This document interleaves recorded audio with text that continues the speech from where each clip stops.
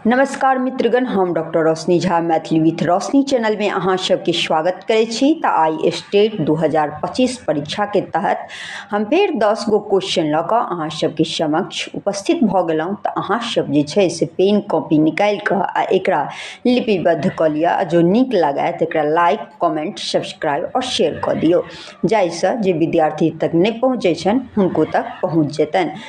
तो अहाँ सब जे छै से सुनल जाओ। राजकमल चौधरी के जन्म कहिया भेलनि? 13 दिसंबर 1929 ईस्वी में। आदि कथा किनकर लिखल छनि? राजकमल चौधरी के।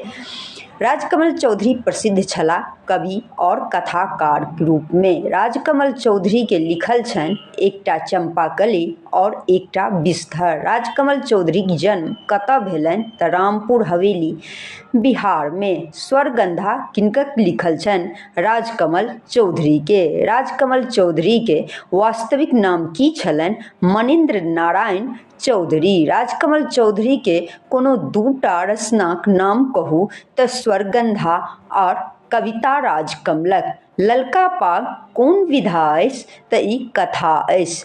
राजकमल चौधरीक मृत्यु कहिया भेलनि? 19 जून 1967 ईस्वी में। मात्र 37 वर्षक अवस्था में हुनक मृत्यु भऽ गेलनि और 37 वर्षक अवस्था में ओ एतेक प्रसिद्ध भऽ गेलाह।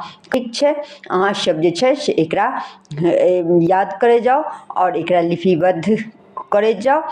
स्टेट परीक्षा जे छै से आब नजदीक आबि गेलै। तऽ अहाँ सब ई संकल्प लऽ लिअ तऽ एगो सीट जे छै ओ जरूर लै के छै, चाहे किछु भऽ जाय, लेकिन एगो सीट लऽ कऽ रहू। ओ एकटा सीट जे छै से हमर छै।